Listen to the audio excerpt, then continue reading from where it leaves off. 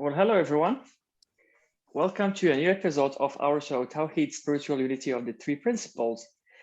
And today we've got a really interesting topic. Loneliness and solitude are two different things. And for this conversation, it's kind of a group conversation actually. And with my co-host here, Harry Durbitsky and 𝐥𝐨𝐧𝐞𝐬𝐬 Kanturi, and a bunch of amazing people. So something that came up to me like while in this topic today is that I've studied psychology, like for some of you who doesn't know this, and the loneliness in psychology means it is seen as something negative, right? It is seen as something like that you feel even you are in a club or in a coffee shop with your friend, you could still feel lonely, right? It is seen as something bad.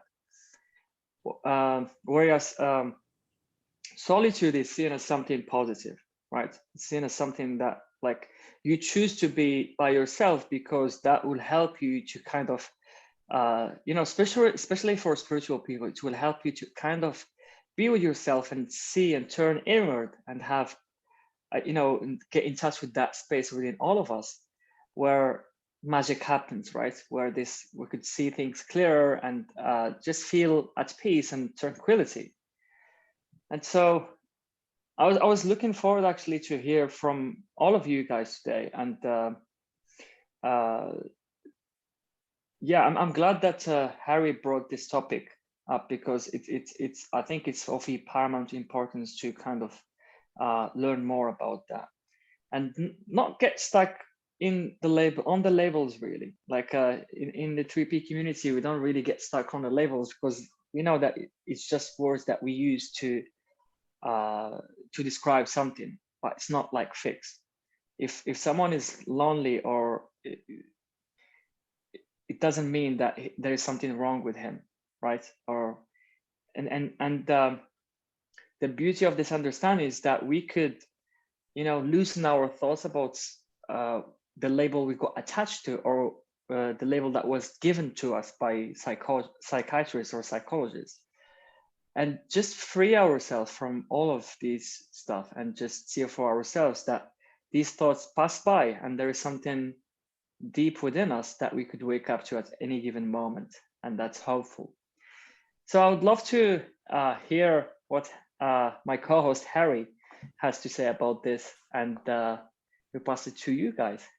Yeah, well, as I mentioned before the show started, I had never used the word solitude ever, and I didn't even know what it really meant, even though that topic came from me.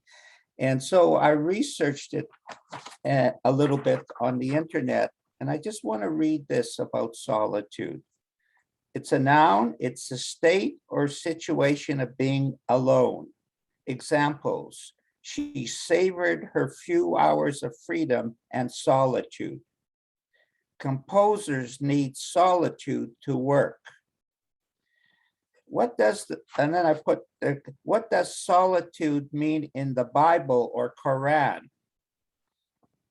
This is what Omar was talking about, the power of solitude, when being alone means closer to God. And that to me really captures the essence. And then I've got this, basically solitude is being alone.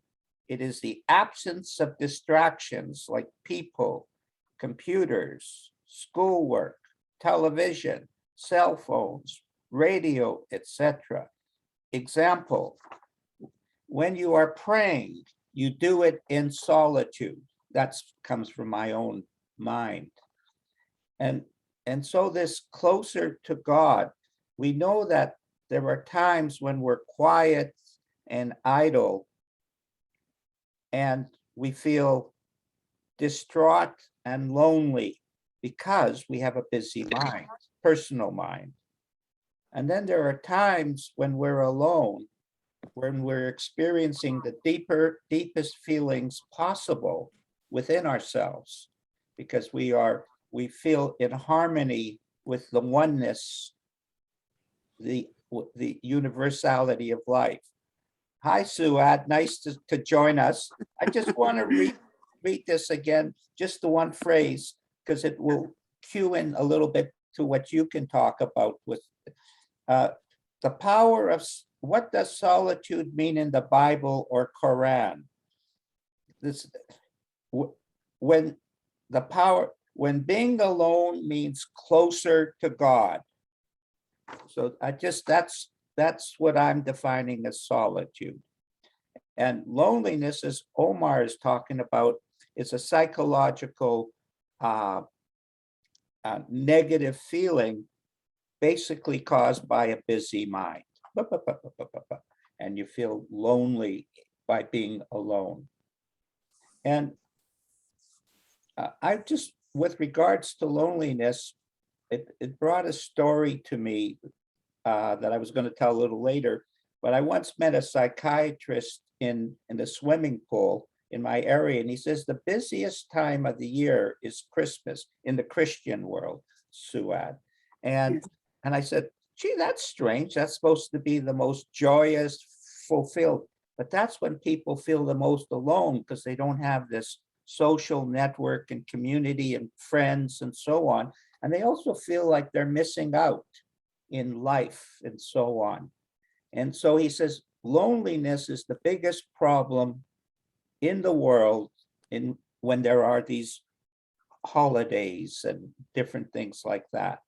And I thought, that's really interesting because, of course, it is a time when we all come together in festivity and so on.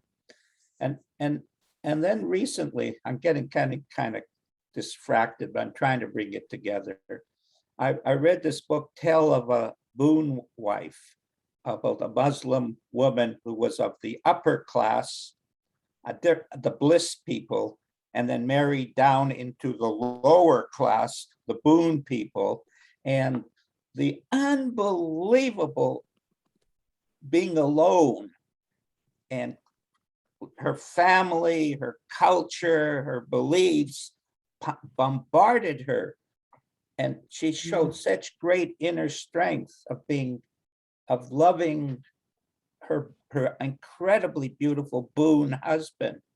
And then he got killed by the other family because they thought they were doing her a favor and all this stuff. And I went, ooh, that's scary and stuff.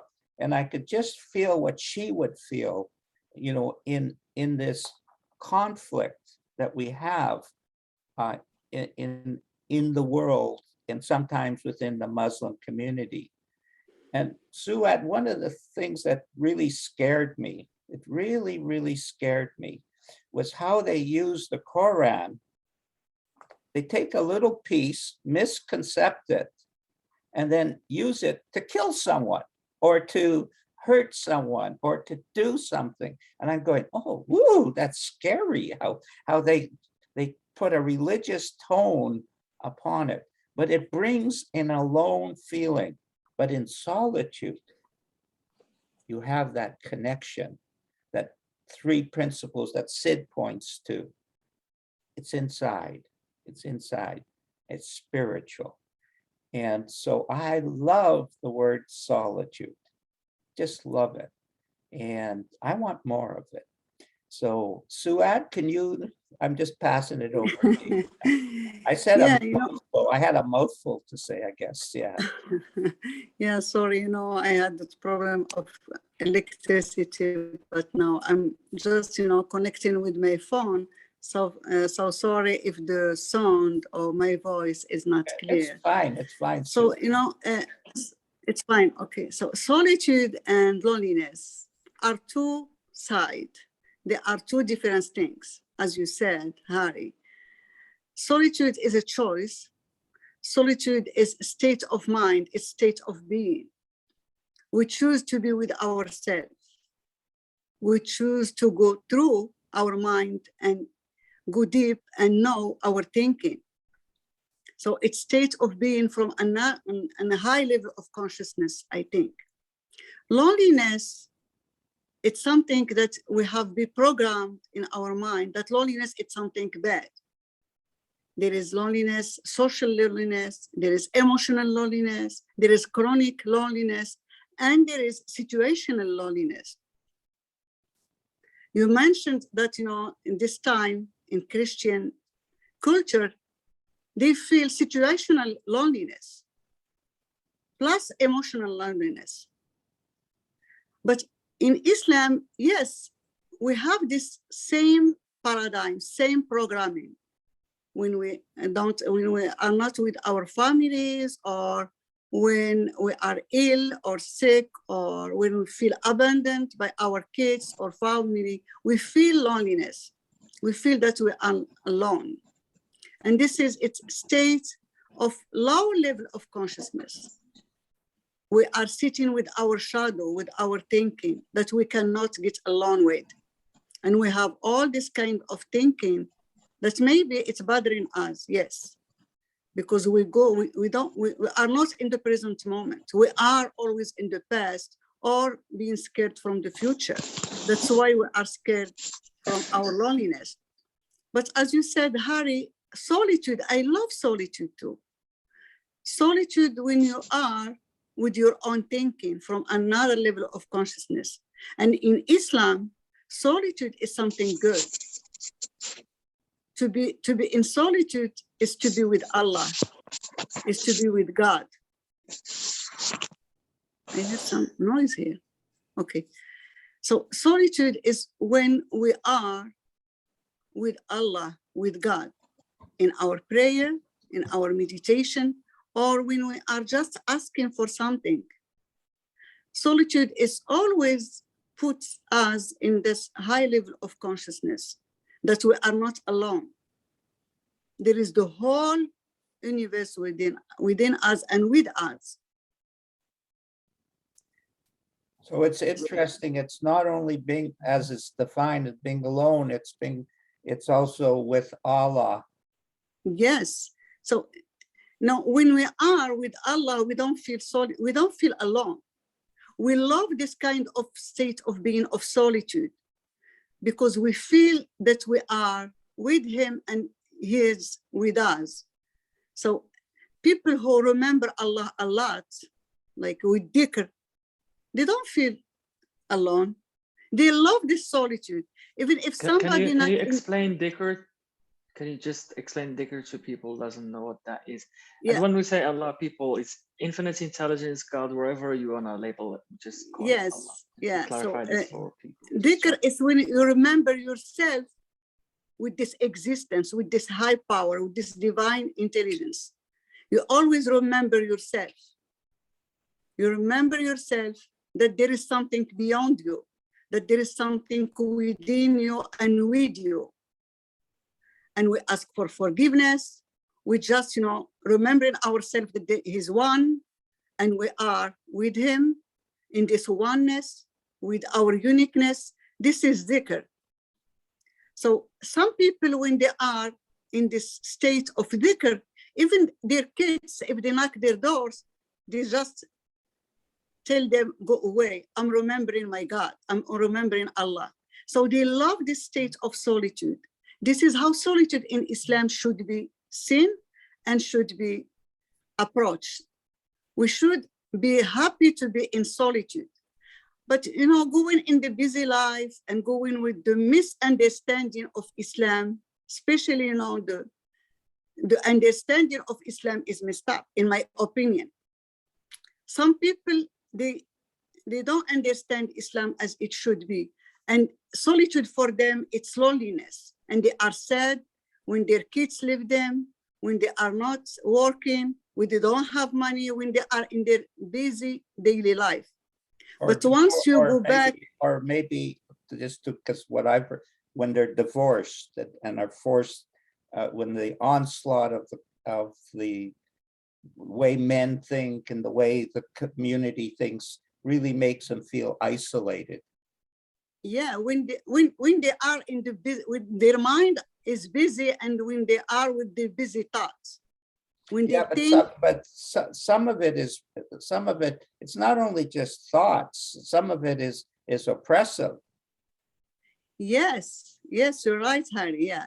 Some of them, they feel, they think that this is true. They are alone. But they think that their thoughts, they are true. So once they go back into Allah, to the high power, to the divine energy, once they escape there, they feel that they are not alone. And solitude, it's a good feeling. It's not a bad feeling for them. So the only things for Muslim people, it's to go back to the divine intelligence, to sit with this divine intelligence, to know the truth. And the truth, it's for everyone. It's not for only Muslim, it's for all the beings. The truth is the truth. So once we are in this truth, solitude has a beautiful meaning. We want to sit with our thinking. We want to sit with ourselves. We want to discover more about the universe and about the life itself. So this was my share about solitude. Beautiful. Thank you. You know, Sid talked about, in the early days, he put out a talk called The Quiet Mind. And then one day he said to me, maybe you should listen to that again, Harry. Maybe you missed that one. I think he was talking about the solitude, the quiet mind, like you're expressing. Because no matter how, just to go back, no matter how oppressive the world is, or how good, or it still comes down to the feeling I have and the closeness I feel to that oneness, or to Allah or God or whatever. I wonder if anybody else. So let's see. Let's roll it in. Anybody? Oh, go ahead, Katrina. For me, the word connection came up, and that loneliness is that sense of absence, of disconnection, and fear around that. But solitude is connection to me. It's being in flow,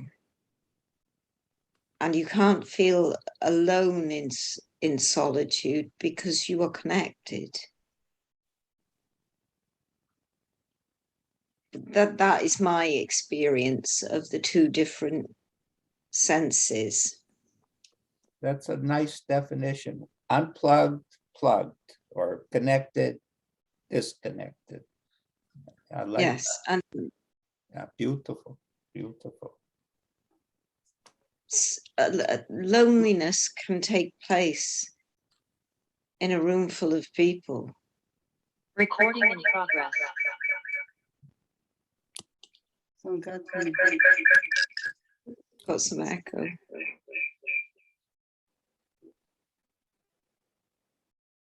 What I find interesting, Katrina, is obviously in this crowd, we all know of what causes loneliness. You know, we have all experienced it, and that's what three principles talk about. But Sid talked more. He talked much less about that and more about solitude. Except he used the word quiet mind, and he used a different word. He never used that word, but he was, again, it's just the word. He's talking about that. And it in this topic, because solitude comes from love. Loneliness comes from fear. It's which way are you facing? very good, really beautiful. Love it. Yeah, me too. Yeah, I love it. Something came to mind when Katrina said that. And for me, loneliness, like we sometimes feel this way, like we have some thoughts about that. And when we do get caught up in that, what we call loneliness, this feeling of loneliness, it's the human experience. And as I always share this, like the human experience, like we forget who we truly are.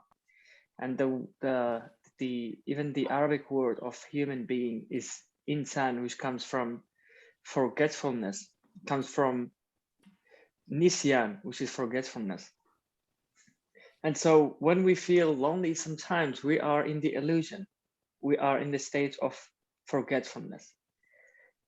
And when we remember or wake up to the fact that, oh my God, like I've been caught up again and come back to that state of love, we are in the state of remembering to, again, solitude. And in solitude, I'm awake. I see things as they are, not as I think they are.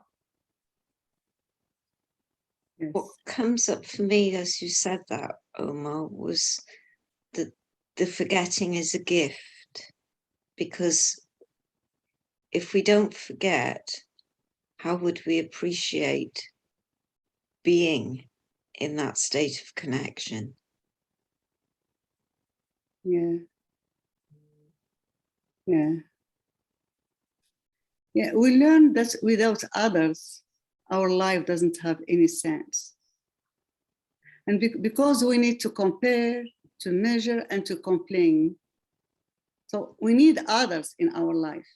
But once we step in another level of consciousness, we feel separated from them, even if we are with them, because we choose to be separated from them.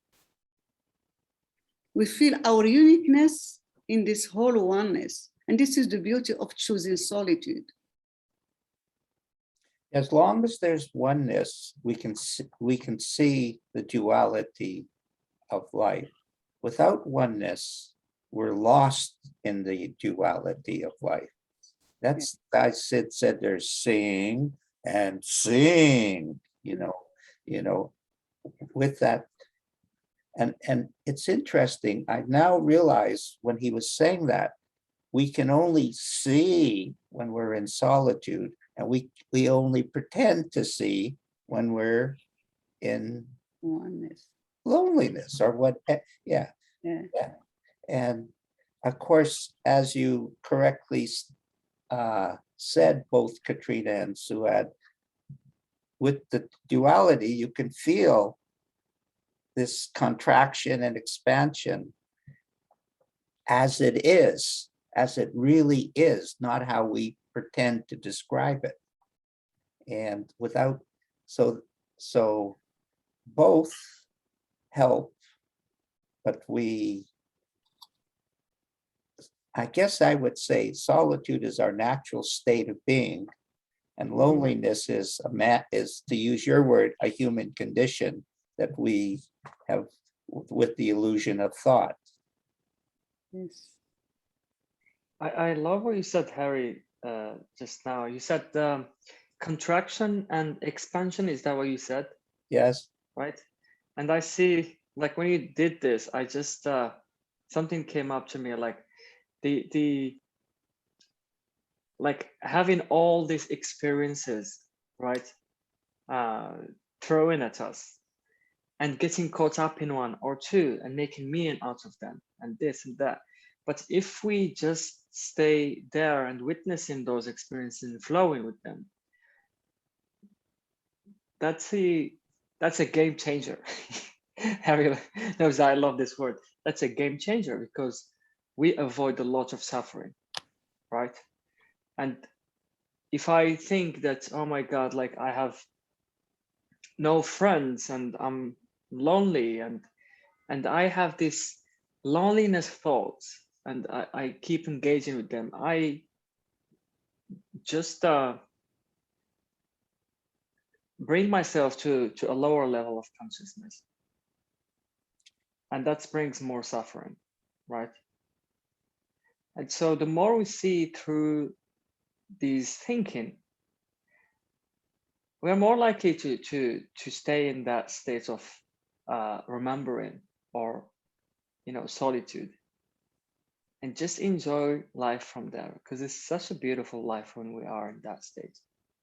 We just know what to do, how to handle situations, and to flow, just to be grateful for our ups and grateful for our downs, and not just let what happens around us affects us, because who we truly are is intact anyways. who we truly are cannot be damaged, can never be damaged. Never. Yes. Can we hear from maybe someone else? Jay, I suggested that maybe you would have something to say about this. I don't know you personally, but it would be cool to just hear how you sort of see all of that. If you're there.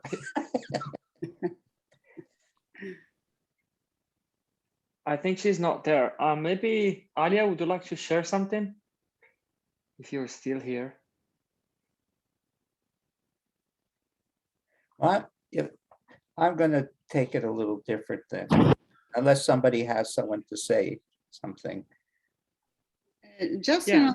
I wanna add something about solitude. So solitude it allows us to discover that we are more than reactions to outsiders.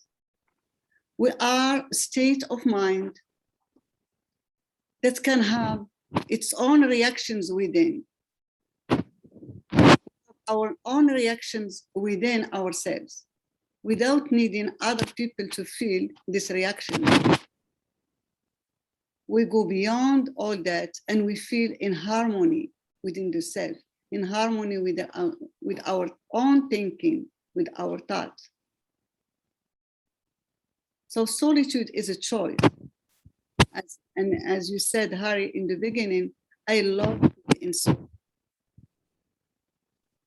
You know, it's interesting. I just had a client before this, and she has great mystical gifts that are unusual. And I like getting into that with people, the mystical side of life. But the problem with being in the mystical side of life, when you have great gifts, you can be like Picasso. You can pull your ear off while you have this genius and stuff like that. And of course, the idea is to be a genius or to have these great mystical gifts without pulling your ear off and having happy and content. And Omar, it was very similar to what you were talking about. When these gifts come and you just observe them, they just percolate and express themselves in a very beautiful and natural way, because they're mysterious. They're not of the known world. They're coming from the unknown world. And when she realized she didn't have to analyze and dissect whether they were good or bad, she could just sit within herself and experience it in solitude. Her wisdom and common sense would naturally guide her to use these talents that no one else can see. Because at one point we are alone. And at certain points, we are alone with our genius, alone with our talents that nobody else can see or feel. And they will challenge us. That's one of the things, Sue, I see, you know, growing up where I grew, I was challenged by my culture and what my people thought and all this stuff. I hated it. Like I said, what's the difference? There's no difference between people. And what's all this singularity about the way, you know, you see and stuff, and your attitude to money and food and all this stuff? I don't agree with that. It doesn't feel right. So at a certain point, we're alone, and then we're alone with our gifts, and we'll give them all away. We'll give them all away if we're not centered or at home with the feeling. And you know, when I think of solitude, I think the greatest test I ever had was what other people think about me. And you know what I found? All bullshit. No offense, but you know, just a bunch of nonsense. They were in the past. They didn't see when I changed. And a lot of them will never see that I changed. A lot of them. But who cares? You're with Allah, lets you know if you're inside or outside. And the feeling, as Sid would describe, clearly lets you know whether you're doing good or not good. You always get a check mark from the spirit or from Allah or from whatever you want to call it. So it's a test of when you can move from having an inside experience to totally trusting that inside experience to totally guide you to total freedom, not just partial freedom, but total freedom. And the more solitude you have, to use your word, Katrina, the more connected you are. Or as Suad would say, the more the level of consciousness rises and you see truth, or universal truth, as Omar was saying, the infinite intelligence of, or Allah, type of thing. We have Joe raising his hand. Would you like to unmute yourself, Joe? Yeah, hiya. I can read something I just wrote out that just came Oh, to me. Joe, don't do that. You do that every show. Not so many times, honestly, Joe. Okay. No offense, but the show is not for you to read out stuff, type of, yeah. I mean, it just came to me when I was watching it, but when I was reading something you said, but that's okay, yeah. Yeah. It's a discussion. Okay, yeah, I can talk about. Yeah. Yeah, I mean, when I solitude is when I go to, I mean, you can just go out into nature, and when it all just drops away and you feel nature and you can feel who you truly are then, because you're not stuck in that web of the mind anymore, the illusion of duality, the dream of duality, when we're stuck. And that's loneliness for me, when we're stuck in that dream to believe, and we believe it's real. And then we feel we're disconnected from God, and we feel we're just this little thing. And then when we're in solitude, we invite God in.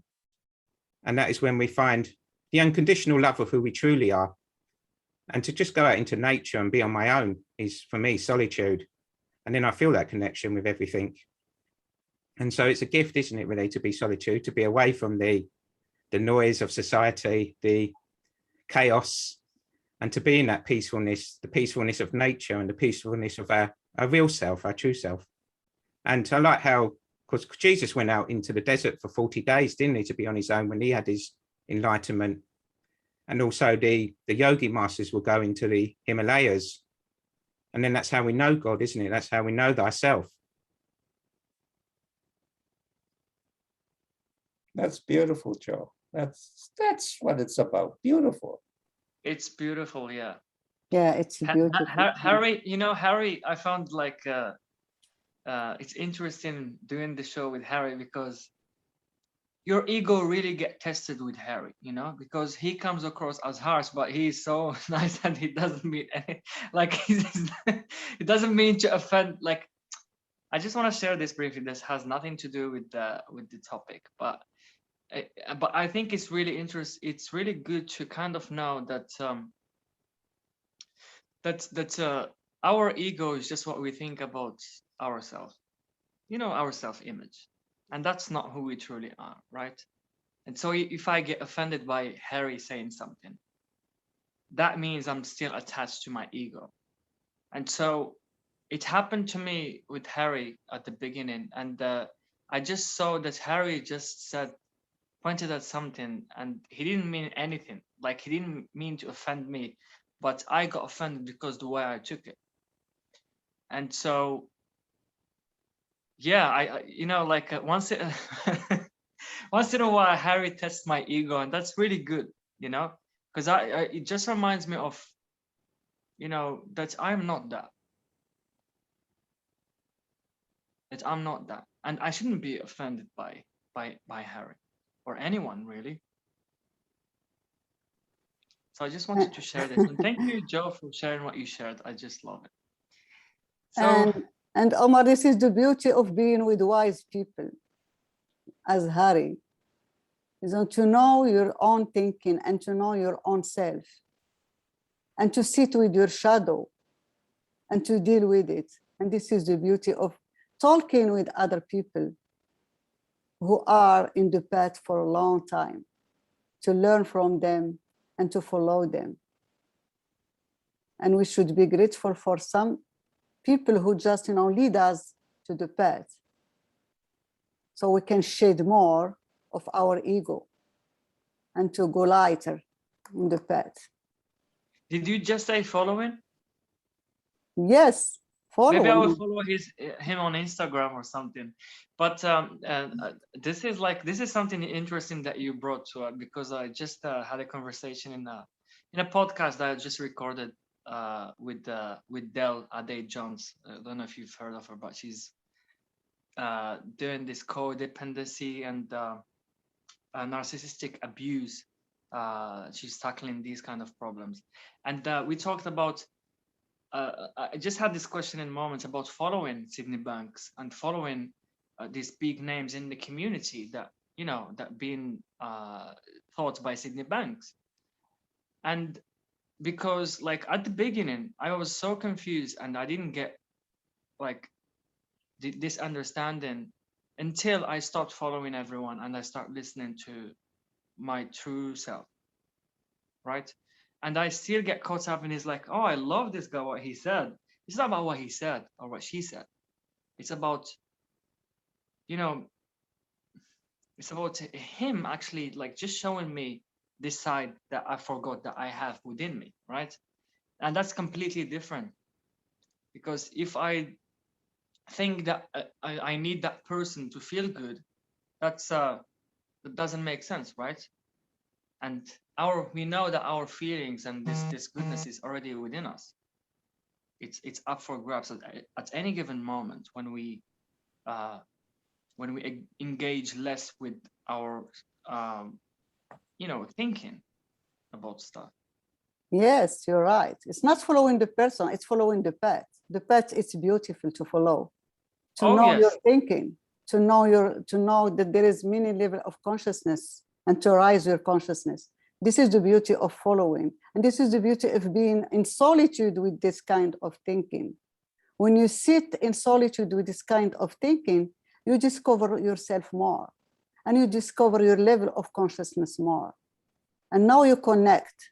And once you connect, you can now influence others and to show them the path that they can follow, not following you, but following the path. And this is the beauty of following the path. The path to the divine. The divine path. It's the divine path. Love it. So does anyone got any quick? Oh, okay. Divyash, go ahead, buddy. Hi, sorry. Hi, can you hear me? Yeah, I can.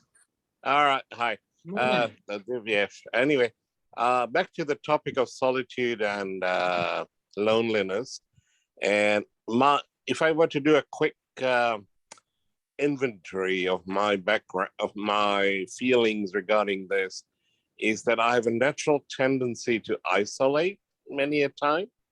And isolation, which is something where I have a perception that I'm keeping myself safe from something or the other. And it ties in beautifully what Katrina said about fear. And isolation creeps in. It's not a conscious isolation. It's more like before you know it, you're shunning people, you're declining invites, you're not stepping out, showing up or whatever in any area of life. And it's only recently through consciousness, I'm realizing this feeling of isolation is not a good feeling. Therefore, Sydney Banks comes in big time. Follow your feelings. And the feeling of isolation is not good. So how do you counter it without adding more thinking into it? So it's a bit of a neither here nor there, but the only beautiful realization of consciousness is the feeling of isolation is actually now becoming palpable. I can feel the feeling. Before it was just naturally you're in there and next thing you're feeling crap. And this ties in with my loneliness. I've felt lonely so many times. In the midst of extended family, I felt the biggest amount of loneliness ever for not being able to connect, to not to speak your own truth, to have my own feelings of shame, guilt, whatever you want to use the psycho terms. You don't want to be vulnerable in any of these people. And that went into business, into my managerial or director roles and anything else. And it was just a horrendous way. The loneliness, I can still feel it to this day as a memory and as a resurgence many a time, many a day in these days.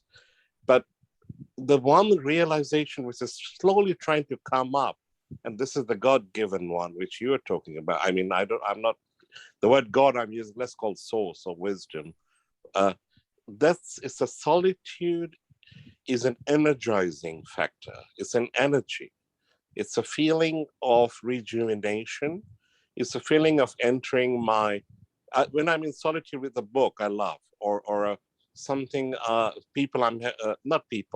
book I love, or generally in my case, it's books I love. Anyway, there's a feeling of creativity and imagination, which is not mired in fear.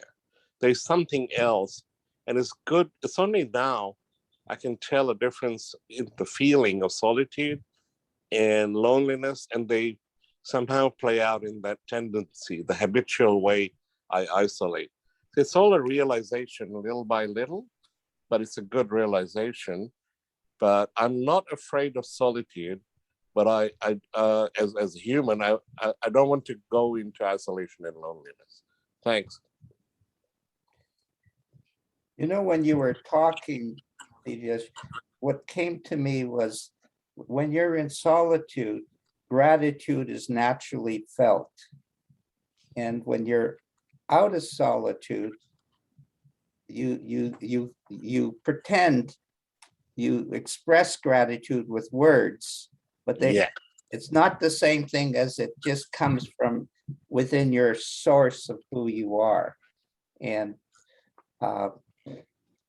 so solitude and gratitude are so closely tied. They're like brother and sister to each other. And when you were talking about that, I could tell you really understood that. Yeah, it's now I'm getting an idea.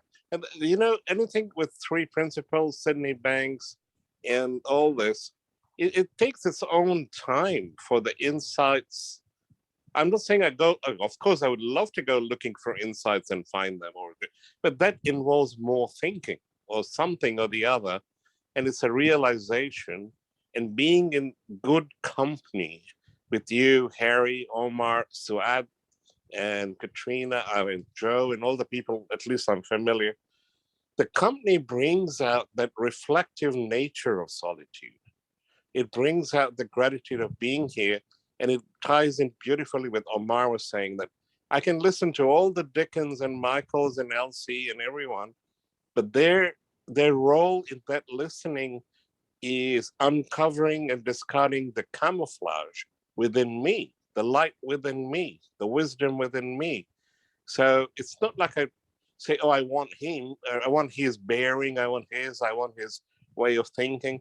It's more like, oh, they're pointing a light towards me, within me. And that's the beauty of this. And that solitude does that beautifully. Loneliness, if I was in lonely state, and it's fear. And Katrina, as I said, either you go in love or you go in fear, and one is not going to feel that good. Yeah. Divyash, I just love what you shared. And would you like some insights? I could ship you some from Morocco. I mean, no problem, man. Yeah. But here is what came to mind about this. You know, like this is really good what you shared, because I thought the same. I thought that I need to go and grab some insights over there and from there. But you know, like, you know, we define insights as a sight within, like having a new fresh thought that we never thought before. But if we look closer, like we do this almost every day, naturally. You know, this came to mind actually when I read this quote by someone, I forgot the name, and that we stumble across truth nearly every day, and we pass by it like we didn't. And so for me, like, just the fact to like waking up to my thinking in the moment and waking up to the illusion, that's an insight. That's an insight, Divyas. I don't know how you define insight, but it's not about what you think about what insight is, but it's just seeing something new for yourself. You could you know, like define it as an insight or whatever you want to define it as, but it's just something that occurred to you in the moment. That's what I think it is, at least.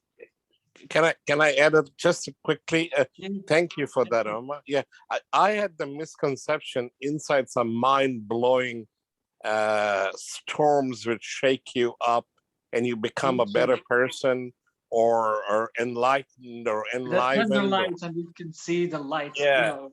And I start walking around with a totally different way of being. But insights in the smallest sense, which I dismissed fully because they were not looking like them. Anything which creates an insight that the well-being is possible there, and you can partake of the flourishing. And now I'm seeing the little things a little bit with more. Harry used a beautiful word, with gratitude. The little things, they are coming alive to create. Conversations I have with Katrina, in the little sentences here and there, how come whenever I come out of Tawheed or a conversation with Harry or you or Suad, how come there is a feeling of lightness, enlightened within? What is this all about? I can go into the analytical rabbit hole, but right now I'm learning, that's fine. Just stay with the feeling, that's it. Do not analyze why and how and what and who and when. And this is a realization in itself, a consciousness raiser. So yeah, it's beautiful, the little ones. But my habit was to dismiss because it wasn't mind-blowing. That's the reason. It's so simple, so small, so obvious. Yeah. That seems to be the way Sid sees it. Beautiful. Yeah. It's the beauty, like you enter a dark room and you light. It's not anymore dark. Yeah. It's like that. It's the light into darkness. And once the light takes over the darkness, there is no more darkness. There's still shadow, but we can sit with this shadow, and we can get along with the shadow because we understand the darkness, the light, and the shadow. We have this light within us, and there is no more fear. Our thoughts, they are not scary anymore because we know they are coming from, and we know how to deal with them and how to change them. This is the beauty of changing the thought. Everything is one thought away, and this is the beauty of it. When you are aware of your thinking, and you can jump in another kind of thought, and you change the whole reality. This is the beauty of being aware of the thinking, of like going on another level of consciousness, scaling the consciousness. The more we are up, the more we see other level, and we are compassionate with the other level, and we know what's going on because we have been there. We feel other people, we feel their thinking and their emotions, and just, we call them and we invite them to go high with us. This is the whole game. Beautiful. And it's important to understand about solitude is there's levels of consciousness within solitude, like levels of consciousness within meditation. You reach a state of meditation, and then there's a deeper level of meditation and a deeper level of meditation. Yes. Yeah, when people feel the negative side of loneliness, they are unproductive. They get stuck in their negative thinking. And this, maybe they seem sick or ill, and maybe they seem over attached to their possessions. But once they go high in the level of consciousness, everything start making another sense. Another Beautiful. sense of their own life. Katrina has something to share. Go ahead. I think Joe raised his hand. Oh, okay. So, Sorry. Katrina, you can go after Joe. Go ahead, Joe. I'll just put my camera off by accident. I was going to say that interesting to say about insight, because for me it's insight when we get to see our inner world, or I like to call it a glimpse of God, or a glimpse of our true nature. And so for me, it's every time we do that, we see who we really are, and then we do grow a little bit and we climb that ladder. And it's when we don't have to believe the serpent up here, the deceiver or the factory of lies. And then we feel that unconditional love just that bit more, don't we, really? And we see that, yeah, that's who we really are, not the other thing. The other thing's just pretend. Absolutely. Yes, Joe. Thank you, Joe, for sharing. Yes. I just want to share, before I give it over to Catherine, I just want to share something that I've read today that was shared on my Facebook wall. And it's about Simplicity by Ernest Holmes. I think he's the founder of, what's it called? Science of Mind. Yeah, Science of Mind. And they have this, what's it called? I forgot the name. Anyways, he's an amazing guy. I just love, like, resonates with his work. And he said something along these lines. If we try to find something difficult to grasp, then we shall never grasp it, because we shall always think of it as being incomprehensible. The mind which we discover within us is the mind that governs everything. This is the thing itself, and we should recognize its simplicity. So the reason I want to share this quote is, first of all, I've heard you, Harriet, sharing about simplicity. Keep it simple. And as Sydney Banks used to always say, it's so simple that people miss it, right? And it is so simple to be in solitude and a state of remembrance, but we miss it because of superstitious thinking that comes as loneliness, right? For me, loneliness is this illusionary thought that comes and goes, that is finite, right? And solitude gets me access to the infinite. It gets me access to what is always permanent, what is always there.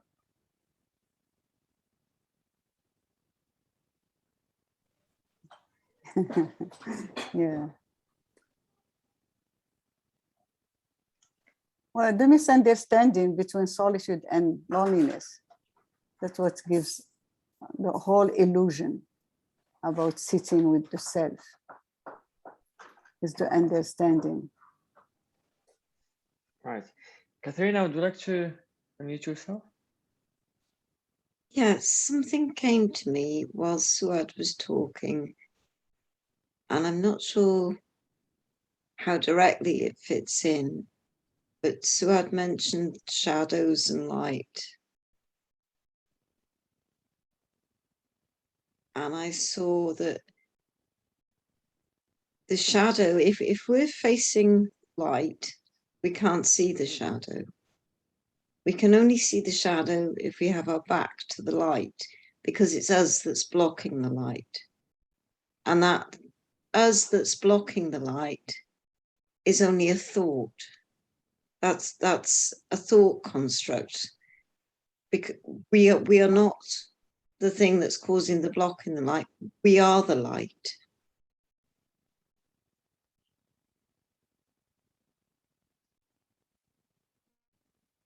And we get caught in that thought causes the illusion of the shadow. But we are the source. We are the light. and there is only one light source. That is that infinite connection. We are not separate until we think we are something that's blocking the light and causing that shadow. I don't know how much sense any of this is making. No, it's totally makes sense. I agree with you 100%. Makes sense to me. Makes I sense to see me it more too. visually than I can put it into words. Because it's a metaphor anyway, you can't put it in words. We only have the use of words, but I can only feel what you're talking about. I can't really like, it's an impossible thing to describe. Or Sid Banks would have described it just like that. He's always describing it, but it's never, it's just in a feeling.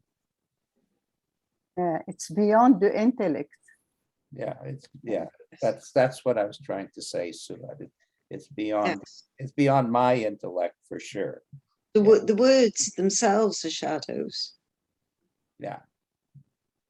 He always said, as soon as I use words, that's not it. When the truth is said, it's not the truth. I mean, why we keep talking? That's the irony of being a I've human been in being. course where we sat in silence.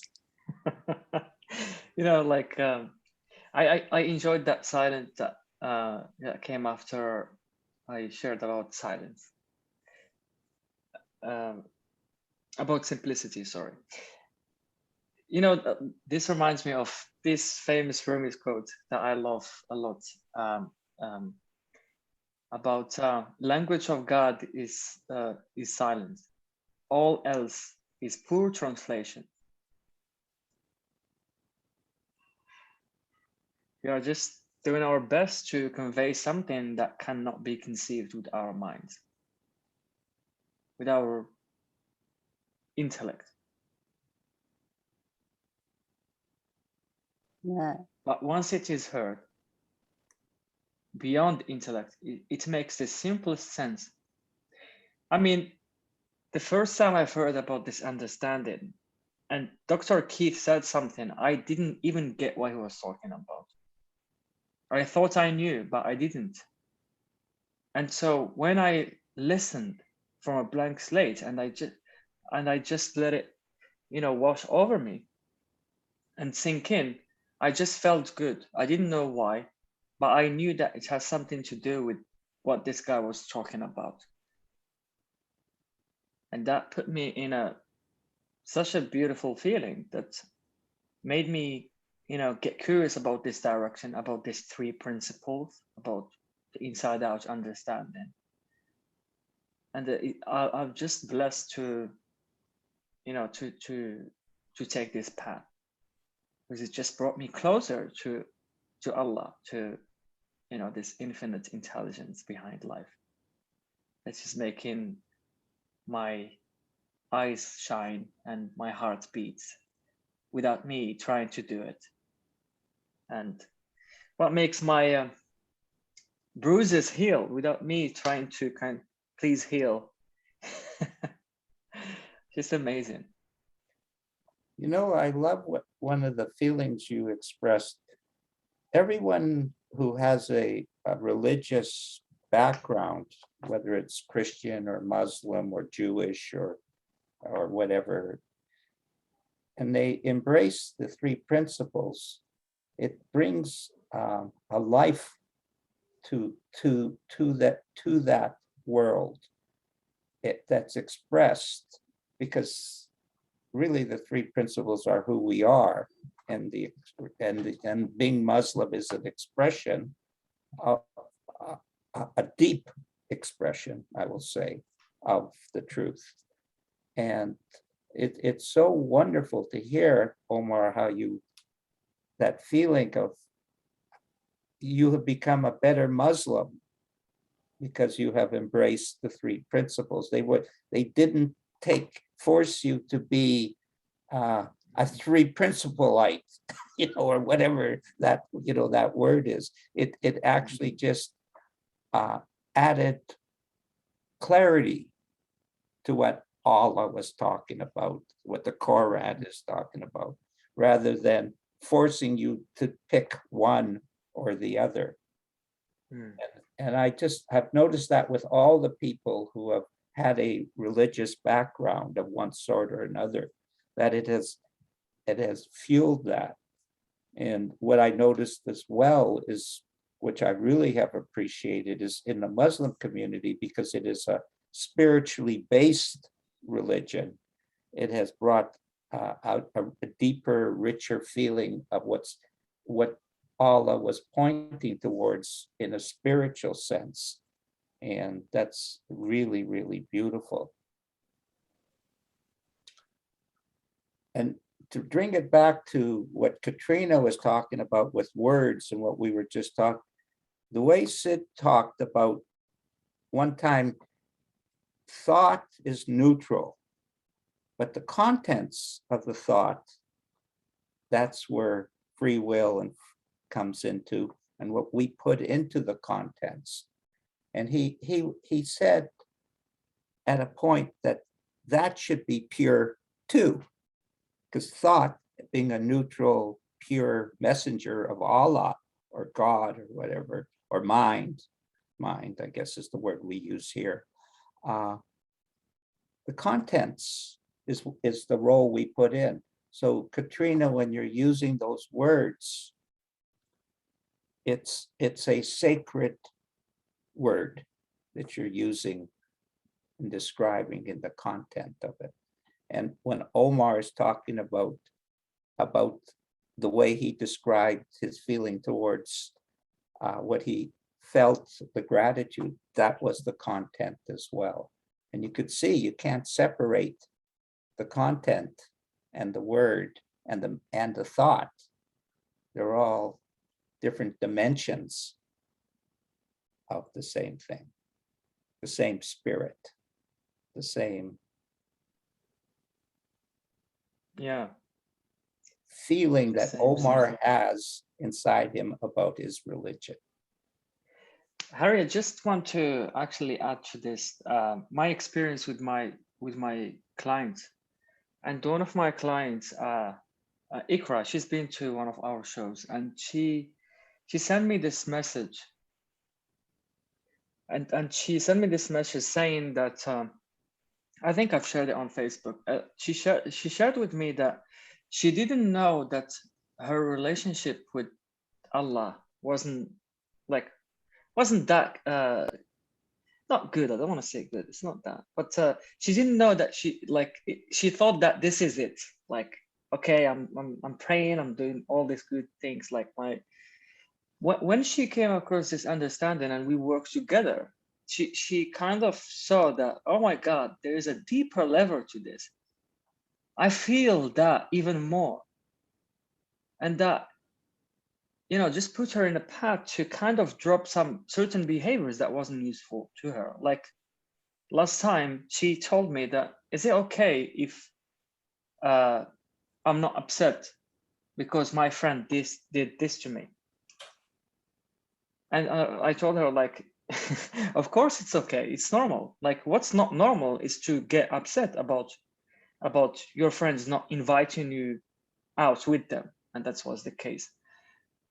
So a lot of stuff, like, she shared with me, that it was just fascinating to know, like, when we grasp or get a glimpse of this truth, it's fascinating, like how it makes us more closer to this truth. I mean, for me, there's only one truth, right? And whatever you want to call this truth, this understanding brings us closer to that. And it's not the opposite. It's not a cult. Like, some people think it's cult. Like, cult is not it. Like, it's something that's like, we are not convincing people to be a twin principlers or whatever they call it. It's a way of describing the human experience, and people see it for themselves, and then all their bad behaviors or a certain thought that they were addicted to kind of just dissipate like that. It sounds crazy, but it happens, and it happened. And Harry witnessed this many times as he was doing addiction and alcoholism with 𝐥𝐸𝐳𝐤𝐬. It's just fascinating.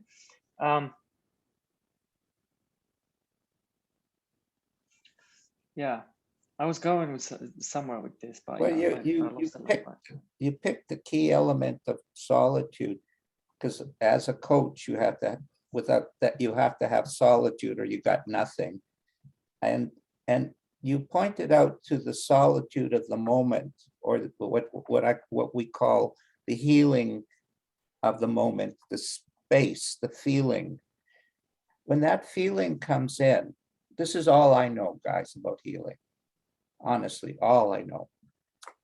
The whole purpose of what we're doing in 3 principles, in the room, with a client, is that when that feeling comes in, you don't know how it's helping people. That's what Omar was pointing. You don't know where it's helping people. You don't have any control of what it affects, but it works. And it quite often you hear, oh, it helped me in this area, and you never talked about that area. It's a mysterious healing lubricant that heals all of us. Harry, this is good that you just mentioned, because we've got someone here that experienced that. And Katrina, would you like to share about that story you told me when you felt pain in your arm? And I think we were doing a show about quantum physics and the 3 principles. Actually, I think the show title was Muslim Perspective on the 3 Principles. Okay. But during lockdown, I woke up one day with a very badly frozen shoulder. So much so that it woke up screaming. And the slightest movement, the pain would be screamingly bad for several months. And I had very limited movement in my arm. It was not calming. It calmed slightly from how I first woke up, but it was taking a long time for it to shift in any way. It seemed to be stuck. And I'd made an appointment because we were in lockdown, but we were allowed then.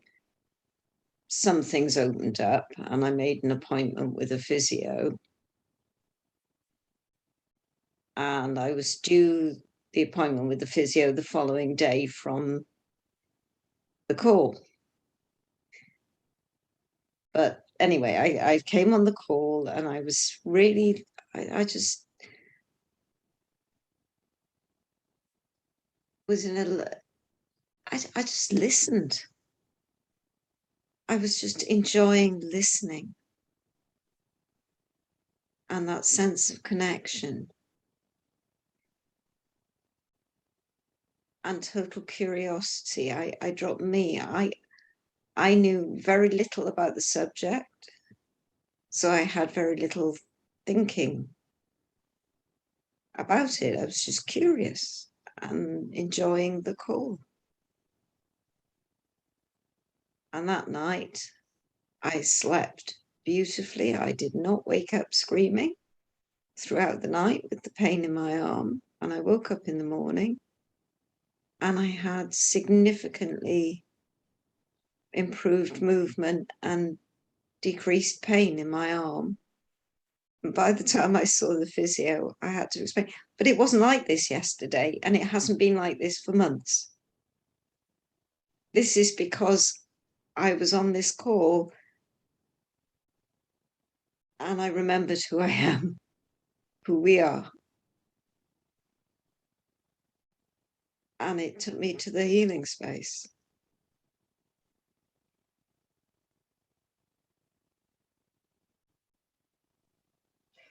I just love you sharing this. Yeah. Every time you share this, I Wow. just love it. Yeah. So powerful, Katrina. Thank you for sharing. So Well, lovely. thank you. Thank you, everyone in this group, because it's a very powerful space.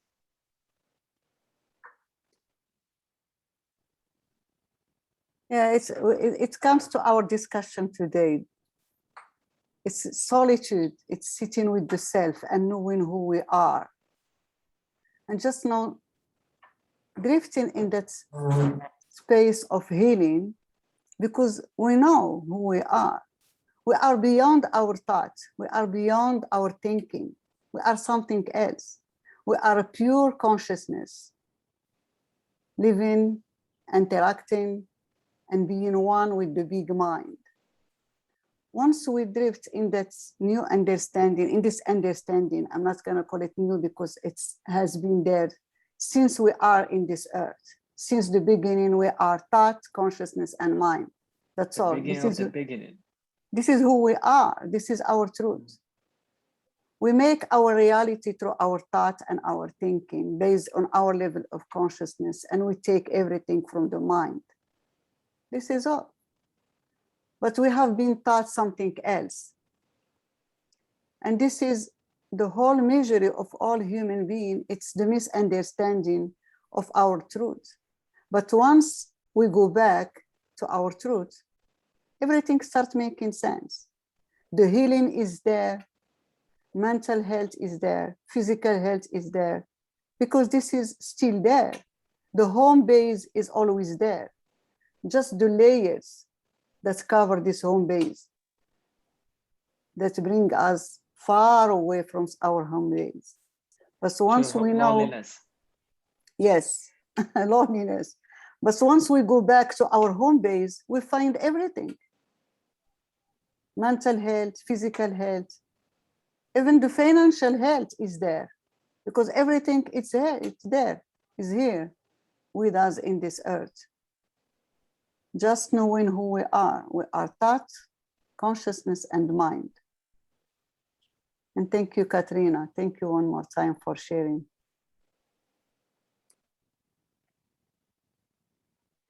So does anyone got anything to share, to add? I think we approached the end of this beautiful conversation, and I'm glad that we had this topic actually, and I'm glad that we had you with us, Suad, and everyone really. And thank you for showing us every corner of your house today. I mean, I'll never get lost if I come around in Palm Desert. All right. So does anyone got any question or anything to add before we end this conversation?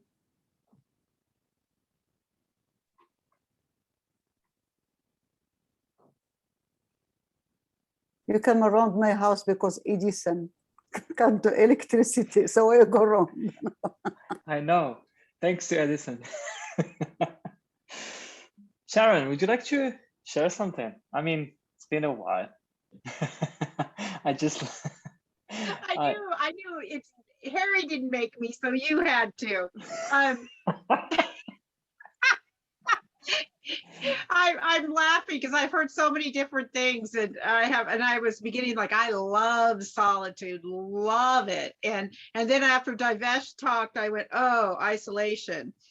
So that really gave me some food for thought. I'm like, because I love being with people, and then I don't love being with people. So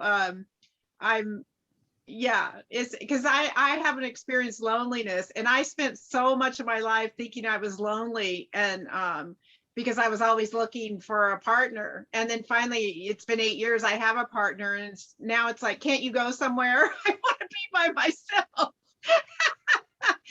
So it's kind of funny. You have to watch what you wish for, but yeah, I'm still confused right now.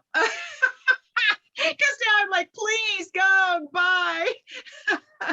But yeah, so solitude is awesome, but then I don't know if I'm just sitting there doing nothing, because I'm usually keeping busy. And like Joe said, nature, I like that. But then sometimes my mind, I have to you know, not be so busy in my mind. But one of the neatest things, and I heard this today, was to not analyze. And I still do it, but then I catch myself and trying to analyze, why am I doing that? Or why do I like to be by myself? And then I'm like, oh, who cares? Just don't think about it, because I'd be thinking about everything all the time. And then the discussion on pain, because I've had all sorts of stuff happen this year. And right after I learned the understanding, and then I got sick, and then now I'm better, and then I had pain. I'm like, oh, really? You know, and I'm waiting for it to heal it all self. But I got a big giant shot of cortisone, so I'm feeling good now.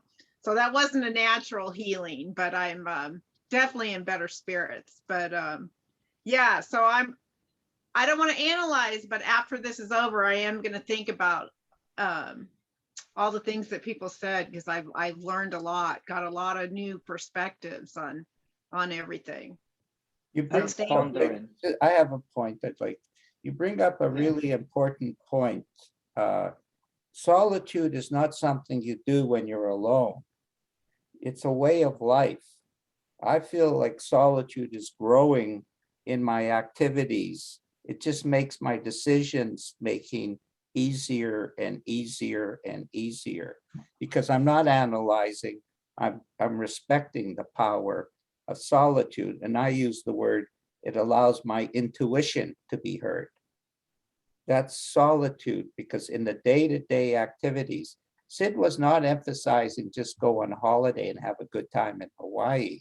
He was talking about bringing that Hawaii feeling wherever you are, that aloha feeling wherever you are, and living in that. And what's happening to Omar and to Omar's clients and to Suad and to everybody in the room is, if we experience solitude feeling here, the message is not leave it here. The message is take that feeling into your life, and in all the things that you do, it will add value. It will guide you in a way that is a tipping point experience of life, where life is that beauty that Omar was talking about. Life is that sense of understanding that Suad is talking about. And that's what I want. I want my life on a day-to-day basis to be easy, to be able to have the guidance of Allah, or the guidance of mind, mentored by mind, as 𝐿𝐶 would say, in all this stuff. And Sharon, what you emphasized is really important. It's easily accomplished if we don't get too busy by analyzing whether something is good or bad in the moment. Just leave it alone, guys. Leave it alone. It's doing fine by itself. I don't know where we got the idea that we could add value to God's opinion about life. I don't know where we got that, but somehow we got stuck. And I have an opinion about what I'm experiencing. This is good. This is bad. That only got me in trouble. That's what do you know what it was? This is good. This is bad. I am bad. That's what it led to. It is so compelling as well, Harry, you know, like, because we see the word out there and it's so compelling. We get caught up in that. We think that our feelings come from what we see, right, outside of us. And I call it the vacuum of thoughts, of the illusion, right? We get sucked into it. But if we don't actually, like, this is when if I cut myself, you know, getting sucked in, I kind of, you know, pull out of it and I'm back again. But if I get sucked in, oh my God, it's a roller coaster of emotions and suffering, and why did this happen to me, and why I feel stressed, and why am I insecure, and maybe this, maybe that, and give it this whole different meaning that I'm creating myself, that has nothing to do with what I see outside of me. It's always created inside out, right? And it seems that it's coming outside in, I feel the world out there. So yeah, it's really interesting that you shared, Sharon, and also you said something about getting bored when you are in solitude. When you're in solitude, you can never get bored, right? That just means I'm getting, this thought seems compelling and I'm getting caught up by it. And that's what boredom, because boredom is a thought. Boredom is a, boring thinking that I'm experiencing at that moment. And that doesn't mean that the situation I'm in or the place I'm in or the person I'm with is making me feel this way. Just realizing this, boom, again, in that space of solitude. Sounds Okay, like a song. Yeah, we have, Miriam has. Yeah, I want to hear from Miriam.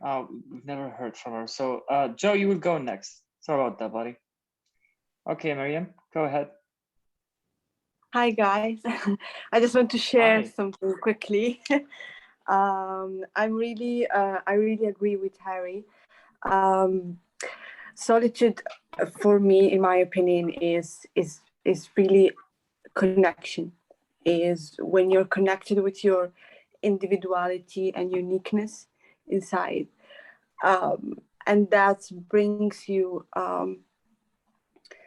Brings a feeling of connection with all the your surrounding or the matrix itself, or call it whatever you want.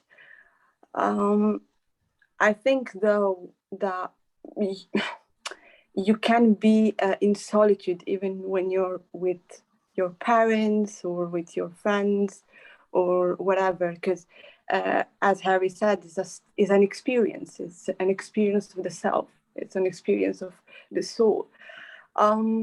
Loneliness, on the other hand, I think it's the separation.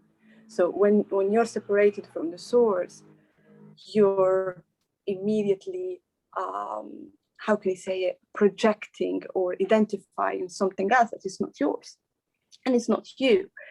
And in a way or another, this source inside of us will call and will let you feel in satisfaction. We talked about, Katerina talked about physical pain as well, that I believe in most cases are just fire alarms to just bring us to reconnect and to get in phase with our vibration. Another thing that I want to say as well is that boredom for me, we talked about boredom as well, and boredom for me is just another message for that little part in it, that little essence in us, to say, hey, I think you took the wrong direction. I'm here. I think you just have to refocus yourself and to realign yourself. So yeah, so thank you for this beautiful talk. I joined later and I couldn't follow the whole discussion, but it is really interesting. Thank you all. Okay, I'm glad you joined, Miriam, and thank you for sharing what you just shared. Miriam doesn't know about this understanding, but she knows about this understanding. I mean, who doesn't know about the three principles? It's within every human being on earth. I mean, that's the way how we experience life. Miriam is a part of Sufism, right? You're okay. So this is what's interesting about, like when I talk and meet with Sufi people, they all get this understanding quickly because it makes so much sense to us. Like the whole thing about that we live in the life is a divine dream or illusion. And what's interesting also is that I came across this understanding because of a Sufi community. This is where I met my first mentor, Mahmoud Youssef, through friends, and it just made sense. Not at the beginning, right? I shared this story a lot. that I with Dr. Keith Levins and stuff, etc. But it is interesting to kind of see that, you know, like no matter how you come across this truth, it's not about the words. It's just about that, like, you know, that you don't have to take everything you think seriously, because that's affecting not that's affecting my mental health, my physical health, and everything. I talked too much, so I want to give it to Joe before we end this beautiful conversation. Joe? I was just going to say that solitude is when we take a vacation from personal thinking. That's a good definition, Joe. Good, very good, yes. Yeah. So your recommendation, Joe, is for everyone to take a holiday, a vacation. Yeah. Yeah. Someone in the community says that when we are in our thinking, we get a break from reality. That's a break from reality. Or, you know, mental illness is a psychotic break from reality. Which reality, Omar? Reality doesn't exist even. There is no reality. Yeah, what we call let's reality. leave that for another show. There is no reality, Omar. What is the reality? Do you see one? I can't see reality. It's what I'm making through my thinking. This is my own reality, and everyone, 7 billion people and 7 billion reality. Yeah, it's funny that you mentioned that, because I was just talking with a cousin of mine, and I was sharing this picture of Roger Federer, who said that he would be not playing in some Grand Slams, and he would be playing maybe in Wimbledon, and it's one of his dreams. And I wrote that I will be there watching you, you know, achieving this dream. And my cousin was like, we have to be realistic here. And I was like, okay, but what realistic means? Like, like for me, being realistic is just limiting myself. Okay, it's just limiting myself, because if I'm being realistic, like back in the days when this guy run, I don't know, like he just did some amazing record. He could run like 1 minute, like a kilometer or something like that. And this guy, I don't remember the name of this guy, but he did this. And, you know, doctors were saying that if someone does this, they will have, you know, they will die. Their hearts will stop beating. And the first person did it. And then the second person did it after that person. And then the third. Yeah. So reality is what we make of it. And Yeah, so that's it. loneliness, if I choose to have these thoughts about loneliness, then this is my reality. Yes, yeah. Being realistic, it's believing in another person's thoughts. And you cannot believe in another person's thoughts, because you have your own Absolutely. thoughts and you have your own thinking. Absolutely. Harry, last words, and we end this beautiful conversation that I don't want to. Well, I will have the last word. Thank you very much. Oh, amazing! Like